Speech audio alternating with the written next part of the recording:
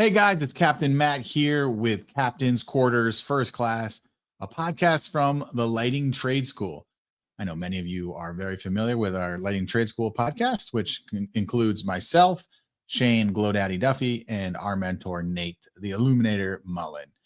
So on this episode of Captain's Quarters, I just want to talk about the verbiage and the words we use. It came up today on the Illuminati Lounge Club.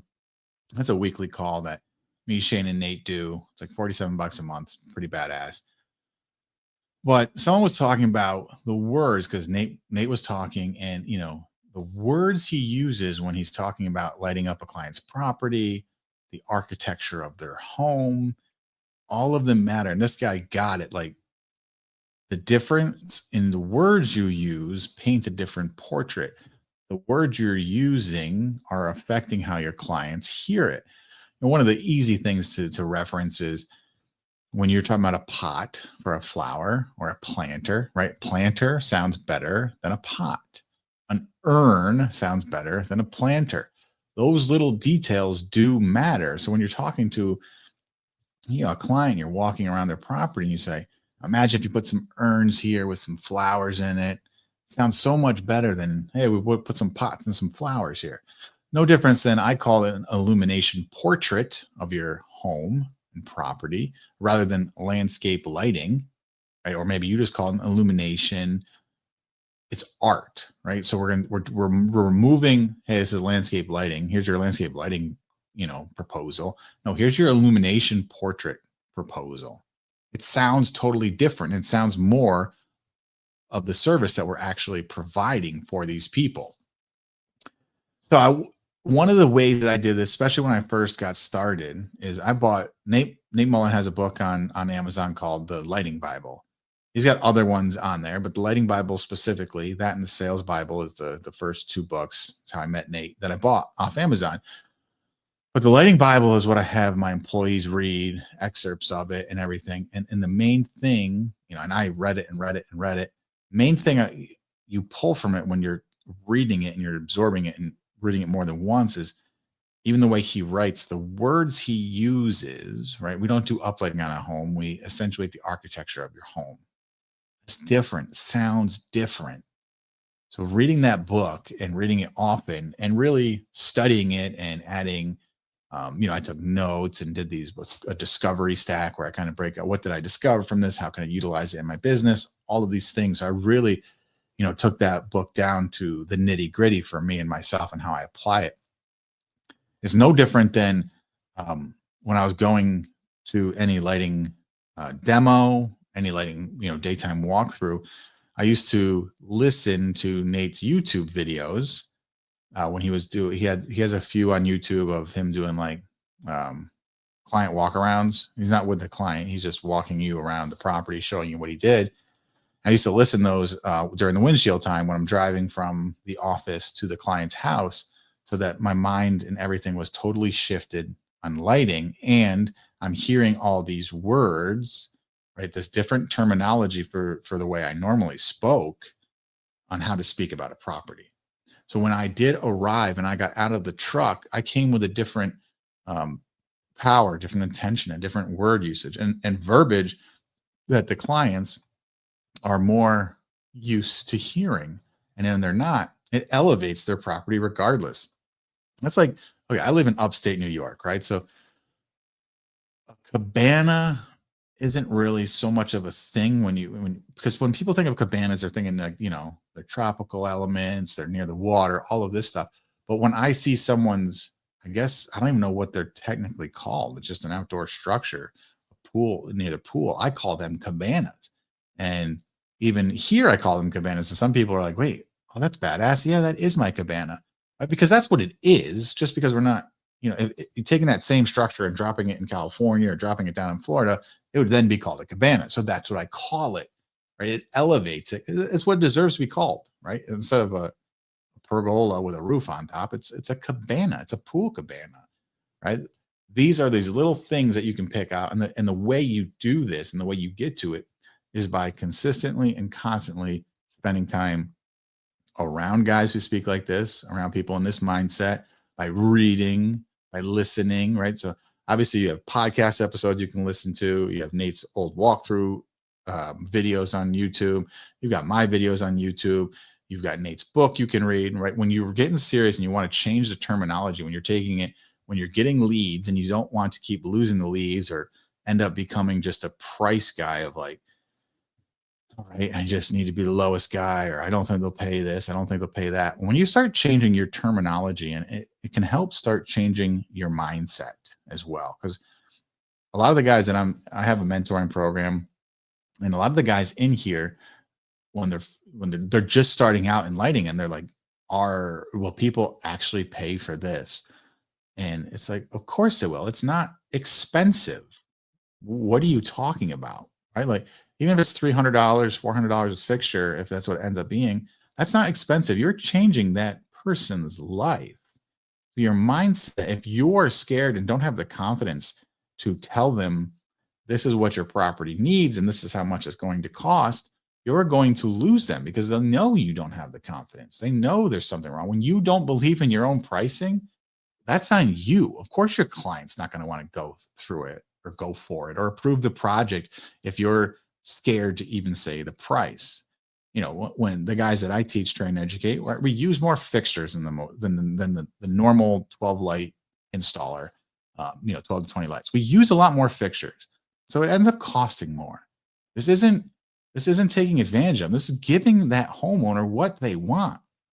And I think it was yesterday I went through, and one of the guys I'm working with, he said his wife asked, and then he was wondering, like, do people really pay this? Like, why would someone pay for outdoor lighting? Why wouldn't they just do it themselves? It is new to it, right? Obviously, we all know there's always going to be DIYers, and they're not the clients for any contractor outdoor service or indoor service. I was able to use his address and go to his home, right? And he bought, like a $355,000 home. And so I said to him, why'd you buy a $355,000 home? Why didn't you buy a $250,000 or $150,000? Why don't you just have a tiny home? Right. And he said, well, I wanted some more space. I wanted to be in a nicer neighborhood. I wanted to look good. I'm like, oh, okay, interesting. And then on Zillow had pictures of inside his home. And there's a fireplace, indoor fireplace that is not providing heat. It's purely vanity's sake. And it's got stone veneer and all these stones around it, around the sheetrock. And I took a screenshot of that and said, who would pay for this? What value does this add? This costs a lot of extra money. One, they put a fireplace in that doesn't heat, so it's just for mood. Two, they didn't just put a fireplace, they put all this stonework all around it, which added a whole bunch to the final ticket. I promise, even though I don't know how much it cost. Who would pay for that? That's ludicrous. Then I saw a picture of his porch. His porch is huge. Why do you need a porch this big? I can't believe everyone, what's wrong with the grass? Why don't you just put your chairs on the grass? And all of this was to help him show him that he is no different. He is one of the people that is doing something that, why would they do it? And so if we ask someone, or if I told him, look back 10 years ago to your 10 years to yourself and tell yourself that you have a $355,000 house with a big ass porch and an indoor fireplace with badass stonework and everything around it, you would be like, yeah, right. I would just love to get a house. I would just love to be living somewhere I wasn't renting. Right. So there's always going to be somebody under you and somebody above you.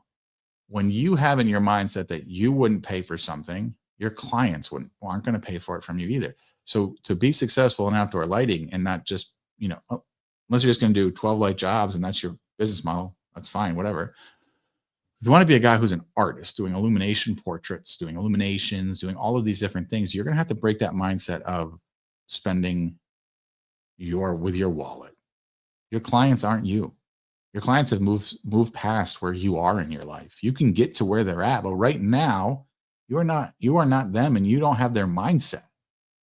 Right? They spent a lot of money working hard for their property. They want it to look nice. They spend a lot of money on the outside, on landscaping and hardscaping. Of course, there's value, and there's a ton of value in the lighting. Lighting, I could argue, changes everything the most.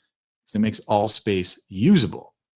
Because without lighting, there is no space. Without lighting, you're not going to go use your hardscape. You're not going to use your new patio. You're not going to go to the back corner of your property. When you sit outside on your deck, The back property is just pitch black. So of course, lighting adds value, and people see value in a hardworking guy who's a great designer who can do a badass installation. So you have to break your own mindset and look around at everything you have in your life right now, no matter where you are in your life. There was a time in your life that you would have killed to be at where you are right now. So take the time to look back and realize how far you've come. So when you're looking at selling the services of lighting design, whether it's landscape lighting or Christmas, just remember those people could look back 10 years in themselves and think the same thing, right? Well, I can't believe someone pays someone to hang up their Christmas lights. I can't believe someone pays somebody, $300, $400 a fixture when I can go buy it at Home Depot for, $50.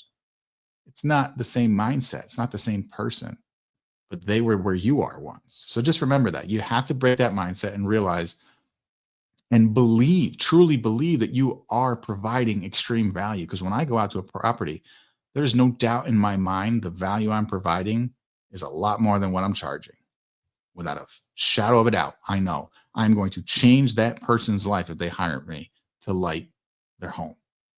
No doubt about it. Can you say the same thing when you show up at a client's house? Can you walk in with that confidence, knowing if they allow you, you're going to change their life with outdoor lighting? So I would push everyone to get there, get into that mindset. It's going to take time. You're going to get sucked back in.